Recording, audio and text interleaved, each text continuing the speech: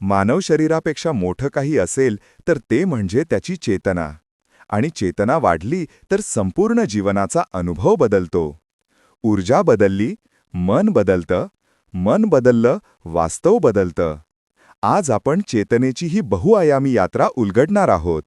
Welcome to occult master class episode 14. चेतना किंवा consciousness हा एक शब्द आहे जो आपण अनेकदा वापरतो. पण त्याचा खरा अर्थ काय आहे? हो, काही जण याला मन म्हणतात, काही जण आत्मा. पण आज आपण या शब्दाच्या पलीकडे जाऊन त्यामागचं विज्ञान, ऊर्जा आणि वास्तव यांच्यातला संबंध उलगडणार आहोत. अगदी. आणि यासाठी आपण नवल शिंदे यांच्या निरीक्षणांवर लक्ष केंद्रित करणार आहोत. त्यांच्या कामाचं वैशिष्ट्य असं की ते 3 वेगवेगळ्या परंपरांचा संगम करतात. कोणत्या 3 परंपरा? एक म्हणजे योगिक मानसशास्त्र, दुसरं ऑकल्ट सायन्स म्हणजे निसर्गातल्या अदृश्य शक्तींचा अभ्यास, आणि तिसरं म्हणजे बायोफिल्ड अवेअरनेस. बायोफिल्ड अवेअरनेस हो, म्हणजे आपल्या शरीराभोवती असलेल्या ऊर्जा क्षेत्राची जागृती. बरोबर. म्हणजे आजची चर्चा फक्त तात्विक नाहीये. आपण प्रत्यक्ष औरा स्कॅनिंगमधून काय दिसतं यावरही बोलणार आहोत. आपलं ध्येय हेच आहे की मानवी चेतनेचे स्तर कसे काम करतात, ऊर्जा पातळी निर्णयांवर कसा परिणाम करते. आणि सगळ्यात महत्वाचं, चेतना बदलल्यावर वास्तवात नेमका कसा बदल घडतो हे समजून घेणं. चला तर मग सुरुवात करूया. तर जिथे सर्वात मोठा गोंधळ होतो तिथूनच सुरुवात करू. चेतना म्हणजे मन, हा एक खूप मोठा गैरसमज आहे ना? अगदी. ही पहिली आणि सर्वात महत्वाची गोष्ट आहे जी स्पष्ट करायला हवी. चेतना म्हणजे मन नाही. नाही. नाही. मन हे चेतनेच्या समुद्रातली फक्त एक लहर आहे. योगशास्त्र खूप सुंदरपणे सांगतं, चित्तम हे कॉन्शियसनेसचं झिलई माध्यम आहे. वा, म्हणजे सोप्या भाषेत सांगायचं तर सोप्या भाषेत, चेतना एक स्क्रीन आहे आणि आपलं मन, आपले विचार, भावना हे सगळं त्यावर चालणारे चित्रपट आहेत. ही उपमा खूपच छान आहे. म्हणजे स्क्रीनची क्वालिटी जशी असेल तसाच त्यावरचा चित्रपट दिसेल. तंतोतंत. याचा अर्थ आपले निर्णयसुद्धा आपल्या चेतनेच्या फ्रिक्वेन्सीवर अवलंबून असतात. हो, आणि ही गोष्ट ऑरा स्कॅनच्या निरीक्षणांमध्ये अगदी स्पष्ट दिसते.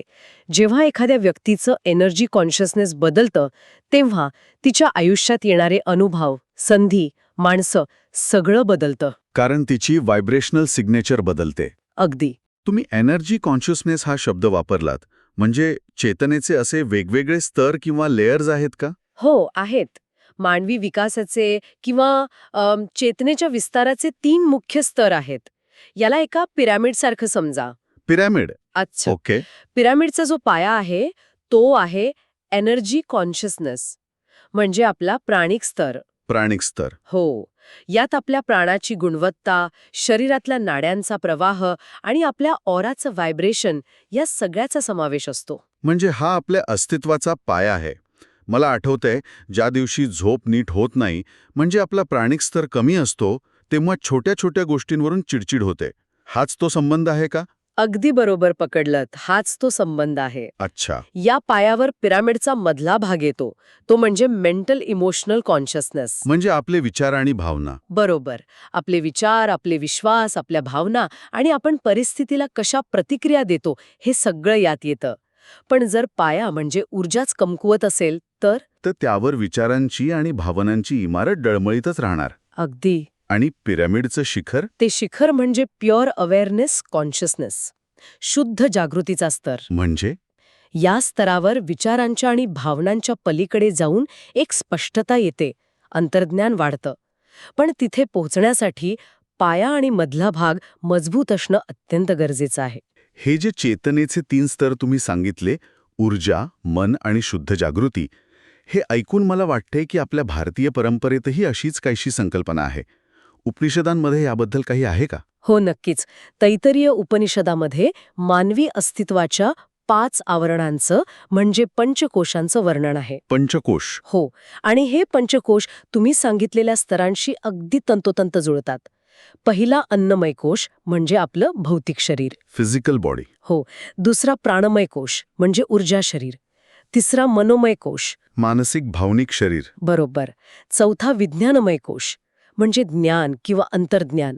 आणि 5वा आनंदमय कोश म्हणजे एकतेची चेतना. पण या 5 कोशांमधली सर्वात महत्वाची गोष्ट कोणती आहे जी आपण लक्षात ठेवली पाहिजे? सगळ्यात महत्वाची गोष्ट ही आहे की आपण अनेकदा फक्त बाहेरच्या कोशांवर काम करतो, म्हणजे शरीरावर किंवा विचारांवर. हो, बरोबर. पण योगिक विज्ञान सांगतं की खरी सुरुवात आतून होते, प्राणमय कोशातून, म्हणजे ऊर्जेतून. तुमची ऊर्जा बदलली की मन आणि शरीर आपोआप बदलतं. म्हणजे हा इनसाइड आउट अप्रोच आहे. अगदी. थेट विचारांशी लढण्याऐवजी ऊर्जेवर काम करा, विचार आपोआप शांत होतील. हा खूप महत्वाचा मुद्दा आहे. Inside out approach. आता हेच तत्व आधुनिक मानसशास्त्राच्या दृष्टिकोनातून कसं दिसतं? डेव्हिड हॉकिन्स यांच्या कॉन्शियसनेस स्केलचा उल्लेख आहे. ते या योगिक मॉडेलशी कसं जुळतं? हॉकिन्स यांचं स्केल आणि ऑरा रिडिंगमधली निरीक्षणं एकमेकांना आश्चर्यकारकपणे दुजोरा देतात. हॉकिन्स यांनी भावनांच्या व्हायब्रेशनवर आधारित चेतनेचे स्तर मांडले. अच्छा. उदाहरणार्थ, निम्न चेतना म्हणजे लो कॉन्शियसनेस, जिथे लाज, अपराधीपणा, भीती, राग यांसारख्या भावना येतात. आणि ऑरा स्कॅनमध्ये काय दिसतं? ऑरा स्कॅनमध्ये अशा व्यक्तींचा ऑरा आकुंचलेला, निस्तेज आणि अस्थिर दिसतो. त्यांची ऊर्जा सतत बाहेरच्या जगात लीक होत असते. आणि याच्या वरचा स्तर? तो आहे मध्यम चेतना, मिड कॉन्शियसनेस. यात धैर्य, तटस्थता, इच्छाशक्ती या भावना येतात. म्हणजे इथून व्यक्ती स्वतःच्या जीवनाची जबाबदारी घ्यायला सुरुवात करते. अगदी.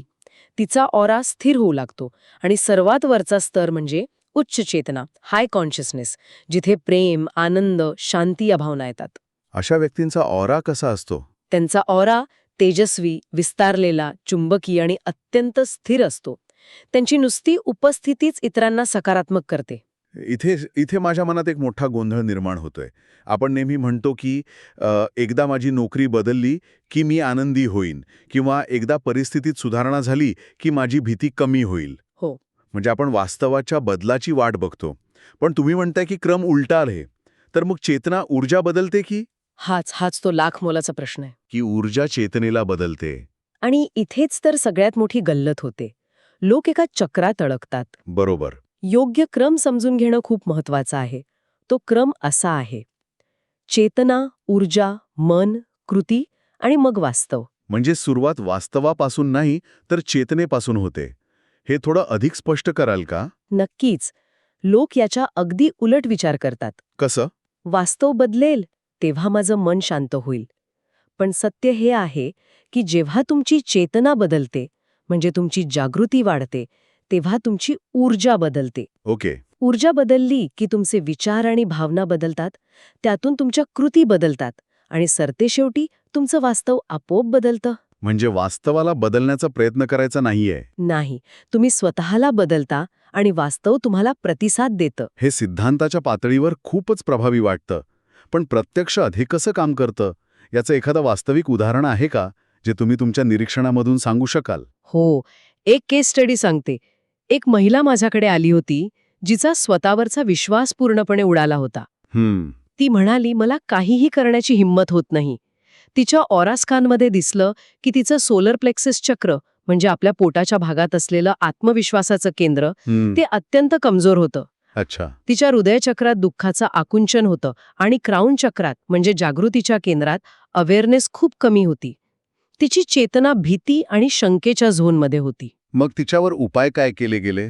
तिला काही विशिष्ट उपाय दिले, जसं की सोलर ॲक्टिव्हेशनसाठी काही क्रिया, ग्राउंडिंग एक्सरसाइजेस म्हणजे शरीराची ऊर्जा पृथ्वीशी जोडण्याचे व्यायाम, आणि हार्ट कोहेरन्स. हार्ट कोहेरन्स म्हणजे? कृतज्ञतेसारख्या भावनांवर लक्ष केंद्रित करून हृदयाच्या ऊर्जेत एक सुसंवाद निर्माण करण्याची एक पद्धत. ओके. यासोबतच काही मंत्र दिले आणि तिच्या मनातल्या जुन्या नकारात्मक विश्वासांना बदलण्यासाठी डिकंडिशनिंगवर काम केलं. आणि याचा परिणाम? परिणाम आश्चर्यकारक होता, पण तो एका दिवसात नाही आला. हे उदाहरण खूपच प्रभावी आहे. पण अनेकांना वाटू शकतं की हे इतकं सोपं आहे का? म्हणजे 45 दिवसात एखाद्या व्यक्तीचं वास्तव बदलणं हे अनेकांना अविश्वसनीय वाटू शकतं. हो. यात त्या व्यक्तीच्या स्वतःच्या इच्छाशक्तीचा आणि सातत्याचा किती भाग होता? तुमचा प्रश्न खूप महत्वाचा आहे. हे अजिबात सोपं नाही. त्या 45 दिवसात त्या महिलेने अविश्वसनीय मेहनत घेतली. दिलेले उपाय तिने रोज न चुकता केले. म्हणजे तिची बदलायची तीव्र इच्छा होती? अगदी. त्यामुळे तिची चेतना हळूहळू भीतीतून धैर्यात आणि नंतर स्पष्टतेमध्ये बदलली. व्यक्ती तीच होती, परिस्थिती तीच होती, पण तिची आंतरिक चेतना बदलली. आणि तिचं वास्तव पूर्णपणे बदललं. हो, तिला नवीन संधी दिसू लागल्या, तिचे संबंध सुधारले. वा, म्हणजे चेतना बदलली की सगळंच बदलतं. मग चेतनेचा स्तर वाढवण्यासाठी काही ठोस आणि व्यावहारिक मार्ग आहेत का, जे कोणीही आपल्या दैनंदिन जीवनात वापरू शकेल? हो, नक्कीच. मी इथे काही पद्धती सांगते, ज्यांना आपण 3 भागात विभागू शकतो. ओके. पहिला भाग आहे पाया मजबूत करणे, म्हणजे ऊर्जेवर काम करणे. यात 2 गोष्टी महत्वाच्या आहेत. प्राणिक बळकटी म्हणजे श्वासाचे व्यायाम आणि सूर्यप्रकाशात वेळ घालवणे. आणि दुसरी गोष्ट? दुसरी गोष्ट म्हणजे भावनिक ओळख. आपल्या भावनांना फक्त नाव दिल्याने, मला आता भीती वाटतेय किंवा मला राग येतोय, हे स्वीकारल्याने त्या भावनेची पकड अर्धी कमी होते. दाबलेल्या भावना चेतना कमी करतात. ठीक आहे. म्हणजे पाया झाला ऊर्जा आणि भावना. मग विचारांचं काय? जुने विश्वास कसे बदलायचे? तो दुसरा भाग आहे मनावर काम करणे. यासाठी माइंड डिकंडिशनिंग ही पद्धत आहे. म्हणजे आपल्या मनात खोलवर रुजलेले जुने विश्वास, जसे की मी हे करू शकत नाही किंवा माझं नशीबच खराब आहे, यांना ओळखून त्यांना आव्हान देणं गरजेचं आहे. यासोबतच हार्ट कोहेरन्स म्हणजे कृतज्ञता आणि प्रेमाच्या भावनेत राहण्याचा सराव करणे. प्रेमाची फ्रिक्वेन्सी सर्वात शक्तिशाली आहे, ती चेतनेला त्वरित वर उचलते. आणि तिसरा भाग जो जागृतीच्या स्तरावर काम करतो. बरोबर. तिसरा भाग आहे जागृती वाढवणे. यासाठी मंत्र रेझोनन्स खूप प्रभावी आहे. ओम नमः शिवाय सारखे मंत्र जागृती वाढवतात, तर राम नामासारखे मंत्र ऊर्जा स्थिर करतात. आणि एखादी अगदी सोपी पद्धत? एक अगदी सोपी, झटपट करता येण्यासारखी पद्धत आहे प्रेझन्स प्रॅक्टिस. दिवसातून कधीही फक्त 1 मिनिटासाठी थांबून स्वतःला आठवण करून देणे की मी इथे आहे, पूर्ण जागा आहे. वा. हे वाक्य मनातल्या मनात म्हटल्याने चेतना त्वरित वर्तमानात येते आणि उंचावते. हे सगळं ऐकून खूप प्रेरणा मिळतीये. पण अनेकदा लोक असे प्रयत्न करूनही यशस्वी होत नाहीत. त्यांच्याकडून नेमक्या कोणत्या चुका होतात ज्या टाळायला हव्यात? हो, काही सामान्य चुका आहेत ज्या लोक वारंवार करतात. पहिली चूक म्हणजे केवळ सकारात्मक विचार करणे किंवा काय म्हणतात त्याला. अफर्मेशन्स म्हणणे. अच्छा. जर तुमची ऊर्जा पातळी कमी असेल, म्हणजे प्राणमय कोशच कमजोर असेल, तर नुसते मी आनंदी आहे हे विचार पोकळ ठरतात. आधी ऊर्जेवर काम करा, मग विचार आपोआप सकारात्मक होतील. आणि दुसरी मोठी चूक कोणती? भावनांना दाबरून टाकणे. मी रागावता कामा नये किंवा मला दुःख होता कामा नये असं म्हणून भावनांना दाबल्याने त्या शरीरात अडकून राहतात आणि चेतनेला खाली खेचतात. म्हणजे भावनांना येऊ द्यायचं, ओळखायचं आणि जाऊ द्यायचं. अगदी. आणि मला वाटतं अनेक आध्यात्मिक मार्गावरचे लोकही एक चूक करतात, ज्याला स्पिरिच्युअल बायपास म्हणतात. अगदी बरोबर. आध्यात्मिक बायपास म्हणजे ध्यान किंवा इतर साधना करून जीवनातल्या खऱ्या समस्यांपासून पळ काढणे. उदाहरणार्थ नात्यांमध्ये समस्या आहे, पण त्यावर काम करण्याऐवजी व्यक्ती दिवसाचे 4 तास ध्यानाला बसते. ध्यान हे समस्या टाळण्यासाठी नाही, तर त्यांना सामोरे जाण्याची आंतरिक शक्ती मिळवण्यासाठी आहे. आणि सगळ्यात महत्वाचं म्हणजे चेतना दबावाने नाही, तर नैसर्गिक प्रवाहाने म्हणजे फ्लोने वाढते. स्वतःवर जबरदस्ती करून चेतना वाढवता येत नाही. तर या संपूर्ण सखोल चर्चेचा सार काय आहे? एक मुख्य विचार जो श्रोत्यांनी सोबत घेऊन जावा. सार अगदी सोप्पा आणि शक्तिशाली आहे. जशी चेतना तसंच वास्तव. जशी चेतना तसंच वास्तव. हो, चेतना म्हणजे दुसरं तिसरं काही नसून जग कसं दिसतं हे ठरवणारी एक स्पंदनात्मक गुणवत्ता आहे. जेव्हा तुमची आंतरिक चेतना, तुमची व्हायब्रेशन बदलते, तेव्हा भीतीचं रूपांतर धैर्यात होतं, गोंधळाचं रूपांतर स्पष्टतेत होतं. आणि आयुष्यातील संघर्षाचं रूपांतर सुसंवादात होतं. बरोबर. अप्रतिम. म्हणजे स्वतःचं जीवन उंचावण्यासाठी स्वतःची चेतना उंचावणे हाच खरा मार्ग आहे. अगदी बरोबर. तर ही चर्चा ऐकल्यावर असा कोणता एक छोटा बदल आहे जो आजपासून स्वतःच्या ऊर्जा पातळीत किंवा विचारांमध्ये करता येईल, ज्यामुळे वास्तवाच्या अनुभवात फरक पडू शकतो?